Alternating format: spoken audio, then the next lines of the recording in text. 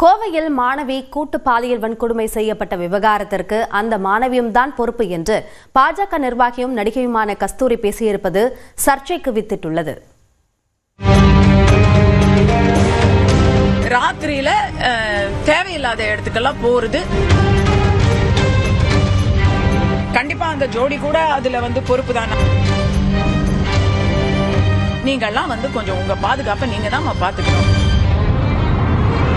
கோவை விமான நிலையம் அருகே கடந்த 2ஆம் தேதி காரில் இருந்தபடி ஆண் நண்பருடன் கல்லூரி மாணவி ஒருவர் பேசிக் கொண்டிருந்த போது ஆண் நண்பரை தாக்கிய 3 பேர் கொண்ட கும்பல் மாணவியை கூட்டு பாலியல் வன்கொடுமை செய்த சம்பவம் தமிழ்நாட்டை உலுக்கியது. இதற்கு அனைத்து தரப்பில் இருந்தும் கண்டனங்கள் எழுந்த நிலையில் சம்பவத்தில் ஈடுபட்ட 3 பேர் கைது செய்யப்பட்டதாக கோவை காவல்துறை தெரிவித்துள்ளது. இந்நிலையில் சென்னை KK நகரில் பாஜக கலை மற்றும் கலாச்சார பொதுக்குழு கூட்டம் நடைபெற்றது.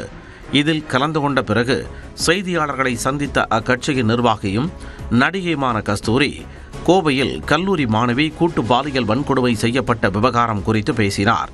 அப்போது பாலியல் வன்கொடுமைக்கு பாதிக்கப்பட்ட மாணவியும் அவரது ஆண் நண்பரும் ஒரு காரணம் என்றார். இன்னைக்கு கோயம்புத்தூர்ல நடந்த அந்த சம்பவத்துக்கு கண்டிப்பா அந்த ஜோடி கூட அதுல பொறுப்பு தான். நான் எந்த இளைஞர்களையும் நடுராத்திரி போயிட்டு உங்களுக்கு பாதுகாப்பா போலீஸை கூப்பிடுங்க நான் சொல்லலைங்க. நான் போலீஸ காவல்துறைய கோயம்புத்தூர் விஷயத்துல நான் கொஞ்சம் கூட அவங்கள நான் பிளேம் பண்ண மாட்டேன். அமரக்காதலாகவே இருந்தாலும் ராத்திரியில் தேவையில்லாத இடத்திற்கு போவது தவறு என்றும் கஸ்தூரி கூறினார். நான் ஒரு 13 வயதுல ஒரு டீனேஜ் டாக்டரோட தாய். நான் கொஞ்சம் பொது அறிவோட இருக்கணும், ஜாகிரதை உணர்வோட இருக்கணும்.